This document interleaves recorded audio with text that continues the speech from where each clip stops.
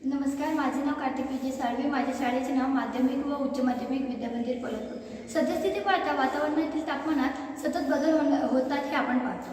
या तापमानात कधी वाढ तर कधी घट होते. या स्थितीला अनुसरून आम्ही ही एक विज्ञान प्रतिकृती बनवली आहे. तर याचं नाव काय आहे? तापमान बदलानुसार स्वयंचलित पंखा. यासाठी लागलेले साहित्य म्हणजे LCD display, Arduino nano, relay, temperature sensor आणि पंखा. तर या पंख्याची वायर या रिलेला जोडली आहे आणि हा relay, temperature sensor, LCD display हे या आर्डिनो नॅनोला जोडले आहेत. तर आता आपण याचं वर्किंग पाहूया. तर पहा, या रूमचं टेम्परेचर किती आहे? 28.40 आणि ते पंखा ऑफ आहे. आता पहा, आम्ही हे हीटरच्या साहाय्याने इथे टेम्परेचर वाढवले तरी पण पंखा ऑफ आहे, कारण 30च्या वरती गेल्यानंतर हा पंखा चालू होणार आहे. आता पहा, हीटरच्या साहाय्याने तापमान वाढत चालले आहे.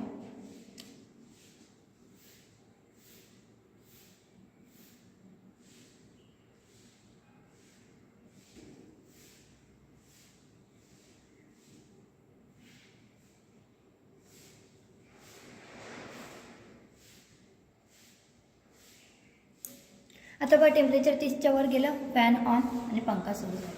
तर याचा उपयोग आपण कुठे करू शकतो? घरामध्ये, केमिकल इंडस्ट्रीजमध्ये, त्यानंतर हॉटेलमध्ये देखील करू शकतो. आता घरामध्ये कशा प्रकारे? तर आपण झोपताना साधारण तापमान जास्त असतं, तर ते थोड्या वेळाने म्हणजे साधारणतः 2च्या नंतर हे तापमानात जरा जरा कमी होत जातं. त्यामुळे वातावरणात गारवा निर्माण होतो आणि आपल्याला पंख्याची काही गरज नसते.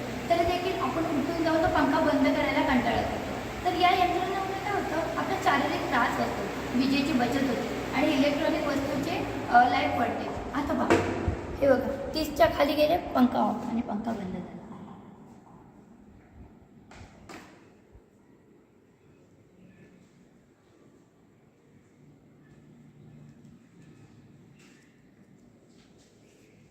आता इलेक्ट्रॉनिक वस्तूची लाईफ कशा प्रकारे वाढते? तर कंटिन्युअसली हा पंखा चालू नाही राहिला तर निश्चितच तो जास्त काळ टिकणार आहे आणि जर हा सारखा चालू राहिला तर यामध्ये लवकरात लवकर बिघाड होणार आहे. आता केमिकल कंपनीमध्ये तिथे कशा प्रकारे?